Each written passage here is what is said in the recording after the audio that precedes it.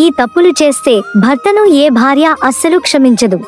భార్యాభర్తలు అన్నాక వైవాహిక జీవితంలో సంతోషంగా ఉండాలని అనుకుంటారు.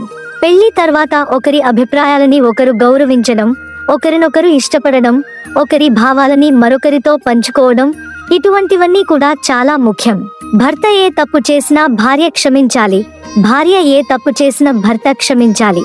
ఒకరినొకరు అర్థం చేసుకుంటూ ఉంటే చక్కగా వైవాహిక జీవితం సాగుతుంది. లేదంటే లేనిపోని గొడవలు వంటివి కలుగుతూ ఉంటాయి. అయితే ఈ తప్పులు చేస్తే మాత్రం భర్తని ఏ భార్య కూడా క్షమించదు. భర్త తప్పు చేసినప్పుడు భార్య క్షమించడం, భార్య తప్పు చేసినప్పుడు భర్తను క్షమించడం వలన బంధం బాగుంటుంది. కానీ పదే పదే తప్పులు చేస్తూ ఉంటే బంధానికి అది భారం అవుతుంది. భర్త కొన్ని తప్పులు చేస్తే భార్య క్షమించదు. ఇది వాళ్ళ హృదయాన్ని బ్రేక్ చేస్తుంది. భర్త ఏం చేసినా భార్య భరిస్తుంది. కానీ ఇంట్లో కుటుంబీకుల ముందు, స్నేహితుల ముందు అవమానిస్తే భర్తని భార్య అస్సలు క్షమించదు. ఇలా చేస్తే భర్తకి భార్య నుండి ప్రేమ, గౌరవం లభించవు.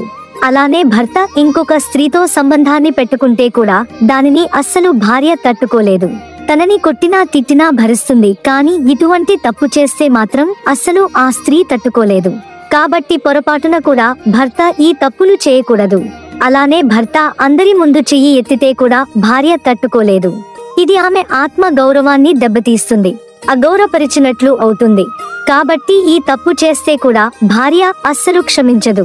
అవసరమైనప్పుడు అండగా నిలబడలేనప్పుడు కూడా భర్తని క్షమించదు ఆ భార్య. ఎప్పుడు కూడా ఈ తప్పులు చేయకండి. అనవసరంగా రిలేషన్ ని పాడు చేసుకోకండి. భార్య అస్సలు క్షమించదు అని గుర్తుపెట్టుకోండి.